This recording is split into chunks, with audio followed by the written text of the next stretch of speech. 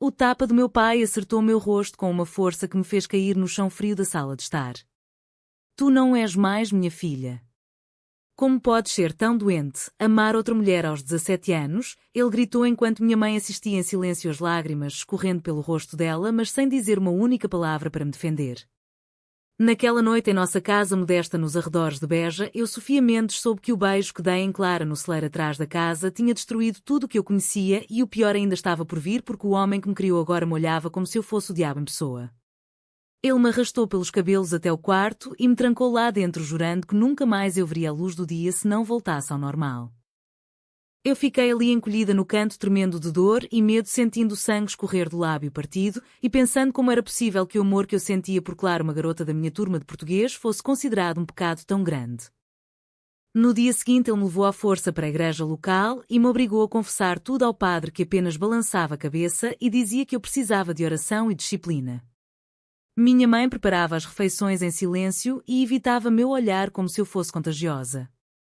Os vizinhos começaram a murmurar quando me viam na rua e eu sentia os olhares de pena e desprezo cravados nas minhas costas. Clara tentou-me ligar várias vezes, mas meu pai confiscou meu celular e ameaçou ligar para os pais dela se eu não parasse. Eu passei 3 dias trancada, mal comendo, mal dormindo e questionando se valia a pena viver assim. Na quarta noite consegui escapar pela janela do quarto usando lençóis amarrados e corri até a casa de minha tia em Lisboa sem levar quase nada além de uma mochila com roupas e o pouco dinheiro que escondi. Quando cheguei lá, minha tia me abraçou sem perguntar nada no início, apenas me deixou chorar até não sobrar lágrimas. Ela me disse que eu podia ficar o tempo que precisasse e que o amor não era doença. Mas eu ainda carregava a marca roxa no rosto e a voz do meu pai, e quando na cabeça tu vais acabar sozinha e amaldiçoada. Comecei a trabalhar meio período numa cafeteria para pagar as contas e me inscrevi no ensino noturno para terminar o secundário. Cada dia era uma luta para não voltar correndo para Beja e pedir perdão, mas eu sabia que voltar significava negar quem eu era. Clara me encontrou através de uma amiga comum e nos encontramos escondidas num café em Lisboa.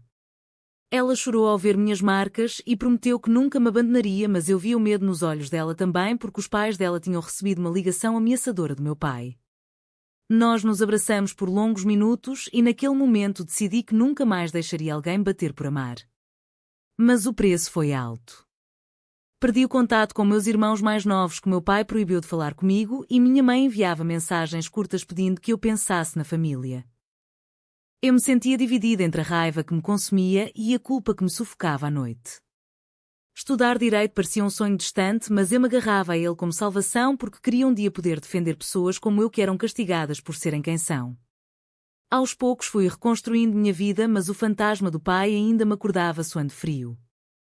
A viagem de autocarro de Beja para Lisboa durou horas, mas cada quilómetro me afastava do inferno que eu deixara para trás. Minha tia Ana me recebeu de braços abertos e me arranjou um quarto pequeno mas seguro no bairro de Alfama. Ela trabalhava como costureira e me ensinou que a independência se conquista com suor e silêncio. Eu arranjei emprego na cafeteria perto da universidade e todas as noites depois do turno ia para as aulas do secundário noturno, onde conheci pessoas que não me julgavam.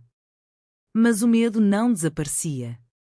Cada vez que via um homem alto como meu pai, meu coração acelerava e eu apertava a mochila contra o peito.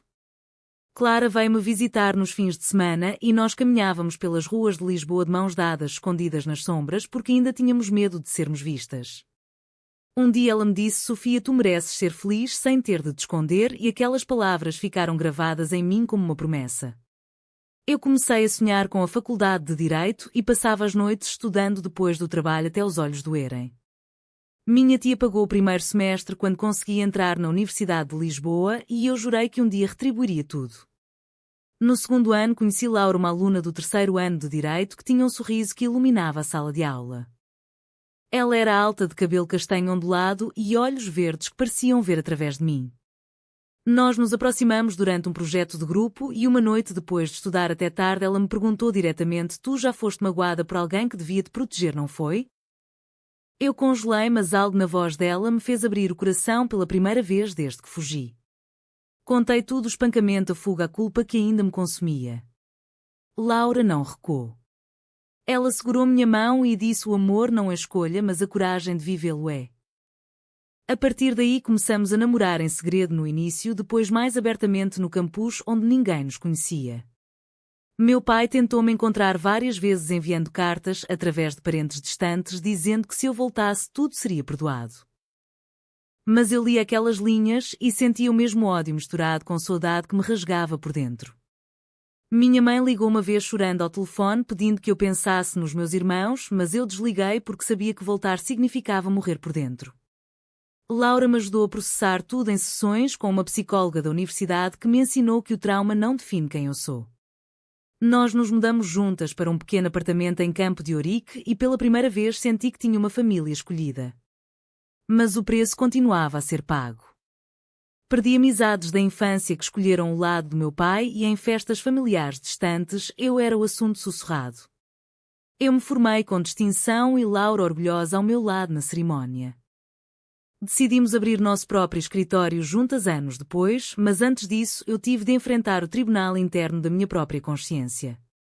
Cada decisão que tomava como advogada estagiária me lembrava que eu lutava não só por clientes, mas por aquela menina de 17 anos que foi espancada por amar. O dia em que Laura me pediu em casamento foi num banco do Jardim do Campo das Cebolas com o Tejo ao fundo e o sol a pôr-se. Ela ajoelhou-se com um anel simples de prata e disse: Sofia, tu és a minha força e eu quero ser a tua para sempre. Eu chorei de alegria e medo ao mesmo tempo porque casar significava assumir publicamente quem éramos num país que ainda carregava resquícios de preconceito mesmo sendo legal. Nós casámos numa cerimónia pequena só com minha tia Laura e alguns amigos verdadeiros. Não convidei ninguém da família de Beja e isso doeu mais do que eu admitia. O escritório Mendes e Ferreira Advogadas abriu as portas em Lisboa 2 anos depois num prédio moderno perto da Avenida da Liberdade.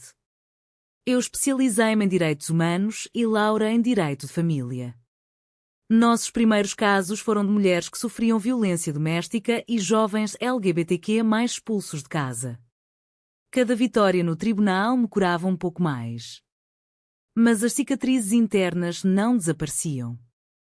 À noite eu acordava com pesadelos em que meu pai me arrastava pelos cabelos e Laura me abraçava até eu voltar a dormir. Um dia recebi uma carta da minha mãe dizendo que meu pai estava doente e que talvez fosse hora de perdoar. Eu amassei o papel e chorei no colo de Laura perguntando se o perdão era obrigação ou escolha. Ela respondeu que era escolha minha e que ninguém podia me obrigar a esquecer o sangue que ele derramou. Trabalhávamos 16 horas por dia para construir o nome do escritório e os clientes começaram a chegar por recomendação. Eu defendi uma jovem de 19 anos que foi expulsa de casa por ser lésbica e ganhei a causa contra os pais conseguindo pensão alimentícia. Naquele dia senti que estava a pagar a dívida com a minha própria história. Mas o sucesso trazia inveja.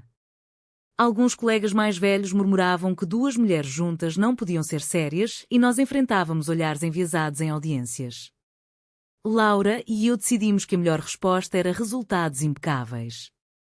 Nossa vida em casa era simples, jantares tardios, conversas profundas e amor que crescia a cada ano.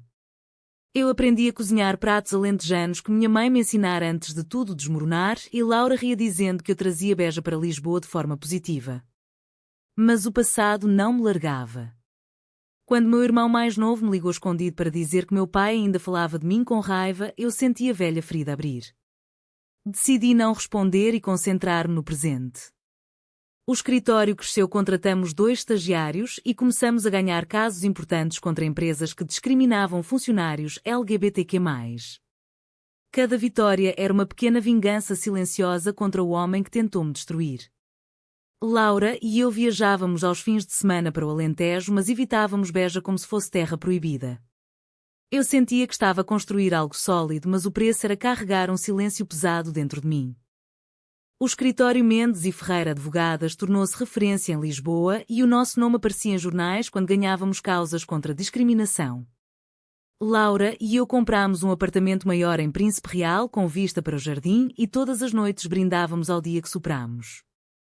Minha tia Ana veio morar connosco nos últimos meses de vida e eu cuidei dela como ela cuidou de mim quando fugi. Quando ela partiu senti que perdi a única ponte com o passado bom. O luto trouxe de volta memórias e eu passei semanas em silêncio até Laura me obrigar a falar. Tu não estás sozinha nunca mais, ela disse, e aquelas palavras foram o meu salvador. Trabalhávamos em casos de heranças complicadas e direitos de casais do mesmo sexo. Um dia defendemos um casal gay que foi discriminado no emprego e a vitória nacional chamou atenção. Mas o sucesso não apagava a solidão familiar. Minha mãe enviava fotografias dos meus irmãos por e-mail sem texto e eu guardava-as numa pasta escondida. Laura sabia, mas nunca pressionava. Nós viajámos para o Porto para celebrar nosso 5º aniversário de casamento e lá eu finalmente contei a ela todos os detalhes do espancamento que ainda omitia. Ela chorou comigo e prometeu que nunca ninguém mais me tocaria. De volta a Lisboa, o escritório recebeu um prémio de excelência e eu fiz um discurso curto agradecendo à minha esposa publicamente. Alguns clientes antigos pararam de vir, mas novos chegaram em maior número. Eu sentia que estava a mudar o mundo à minha volta, mas o meu mundo interno ainda tremia quando ouvi a palavra pai. Um cliente meu, um homem de meia idade que perdeu a custódia dos filhos por ser gay, me perguntou como eu conseguia ser tão forte. Eu respondi que a força vinha da dor e ele assentiu compreendendo. Laura e eu decidimos tentar a adoção e começámos o processo longo e burocrático, sabendo que enfrentaríamos mais preconceito. Cada passo era uma vitória pequena. O passado parecia distante até que um dia recebi uma chamada anónima de Beja dizendo que meu pai estava em apuros legais. Eu desliguei imediatamente, mas o nome dele ficou ecoando na minha cabeça durante semanas. Laura sugeriu que eu ignorasse, mas algo dentro de mim começou a mexer-se, uma mistura de raiva, curiosidade e talvez pena. O escritório prosperava, nós éramos felizes e eu me perguntava se o equilíbrio que construir era forte o suficiente para aguentar o que estava por vir. A porta do escritório abriu-se numa manhã de terça-feira e eu levantei os olhos do computador para ver o homem que não via há 10 anos. Meu pai João Mendes estava ali de cabeça baixa, roupa gasta e olhos vermelhos. Sofia, preciso da tua ajuda, ele disse com a voz rouca que eu ainda ouvia em pesadelos. Meu coração parou. Laura saiu da sala ao lado e ficou ao meu lado segurando minha mão discretamente. Ele contou que estava envolvido numa disputa por terras de Oliveira, em Beja. Um primo acusava-o de fraude num documento antigo e a polícia ia abrir inquérito. Tu és a melhor advogada que conheço, ele murmurou sem olhar para mim. Eu senti o chão tremer. 10 anos de silêncio e agora ele aparecia pedindo que eu defendesse o mesmo homem que me chamou de aberração e me deixou marcas que ainda doíam na alma. Eu pedi que ele saísse e marcasse hora como qualquer cliente. Ele saiu cabisbaixo e eu fechei-me no escritório durante horas, revivendo cada tapa, cada palavra.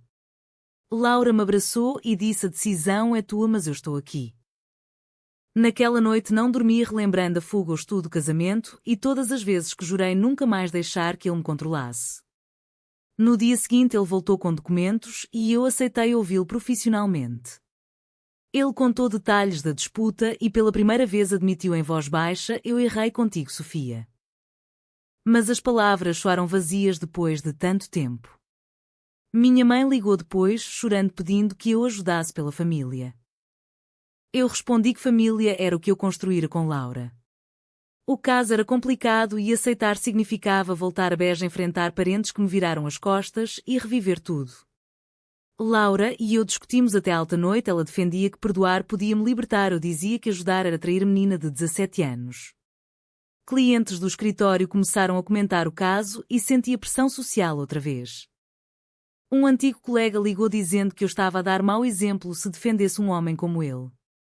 Eu marquei reunião com meu pai no escritório e confrontámo-nos pela primeira vez. Ele chorou pedindo perdão real, mas eu vi apenas o homem que quase me destruiu. Decidi aceitar o caso com condições claras, sem reconciliação pessoal. Mas cada reunião era uma tortura interna. O julgamento em Beja foi o dia mais difícil da minha vida. Meu pai sentou-se ao meu lado na sala do tribunal e eu defendi-o com toda a competência que tinha conquistado. Ganhei o caso provando que o documento era autêntico e ele saiu livre. Na saída ele tentou abraçar-me, mas eu recuei. Obrigado, filha, ele disse, e eu respondi: eu fiz o meu trabalho, nada mais. Laura esperava-me no carro e nós voltámos para Lisboa em silêncio. Em casa desabei, chorei tudo o que guardara por 10 anos. Ela me segurou e disse que eu era a mulher mais forte que conhecia. Meu pai tentou ligar várias vezes depois, mas eu nunca atendi. Minha mãe veio a Lisboa uma vez e encontrou-me no escritório pedindo que eu desse uma chance à família. Eu disse que a minha família era Laura e o futuro que construíamos. O escritório continuou a crescer e nós adotámos uma menina pequena chamada Inês que encheu nossa casa de riso. Meu pai enviou uma carta pedindo para conhecer a neta, mas eu guardei-a sem resposta. O tempo passou e a ferida cicatrizou, mas a marca ficou. Eu aprendi que o perdão não é obrigatório e que proteger-se é um ato de amor próprio. Laura e eu celebramos 10 anos de casamento com uma festa pequena e eu finalmente senti paz. O passado não me definia mais. Mas às vezes à noite eu ainda me perguntava se a escolha que fiz foi justa.